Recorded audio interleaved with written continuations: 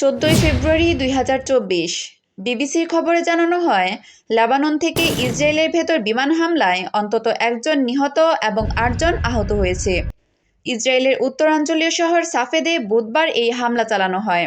এর জবাবে লেবাননেও পাল্টা হামলা চালিয়েছে ইসরায়েল। কয়েকদিন থেকেই দক্ষিণ লেবাননে ইসরায়েলের আক্রমণ তীব্র হয়েছে। বুধবার উভয় পক্ষেরই হতাহতের ঘটনা ঘটেছে। বুধবার সকালে ইসরায়েলের শহর সাফেদের একটি ঘাঁটিতে হিজবুল্লাহর রকেট হামলায় একজন ইসরায়েলি সেনা নিহত হয়েছে এবং তার সাথে আরও 4 জন শিশুসহ মোট 8 জন সাধারণ নাগরিক আহত হয়েছে।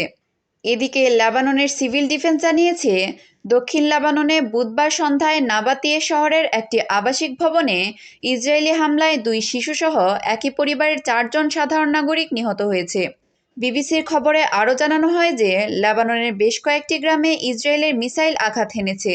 এতে একাধিক ভবন ক্ষতিগ্রস্ত হয়েছে। ইসরায়েলের মধ্যে হামলা কে চালিয়েছে তা এখনও স্পষ্ট নয়। ধারণা করা হচ্ছে এই হামলার পেছনে রয়েছে হিজবুল্লাহ। তবে ইরানপন্থী সংগঠনটি এখনও দায় স্বীকার করেনি। গত 7 অক্টোবর ইসরায়েলের ভেতর হামাসের হামলার পর থেকে ইসরায়েল লেবানন সীমান্তে উত্তেজনা বৃদ্ধি পেয়েছে। লেবানন তার ফিলিস্তিনি বন্ধু হামাসের সমর্থনে সীমান্ত জুড়ে রকেট চালানোর পর হিজবুল্লাহ এবং ইসরায়েলি সামরিক বাহিনী 4 মাসেরও বেশি সময় ধরে সীমান্তে গুলি বিনিময় করছে। সীমান্তের পাশ থেকে নিয়মিত গুলি বিনিময় অব্যাহত রয়েছে।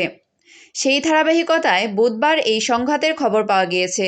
ইসরায়েলের সামরিক বাহিনীর মুখপাত্র ইলানা ইস্টিন বলেছেন যে সেনাবাহিনী লেবানন থেকে আন্তঃসীমান্ত রকেট ফায়ারের জবাব দিয়েছে।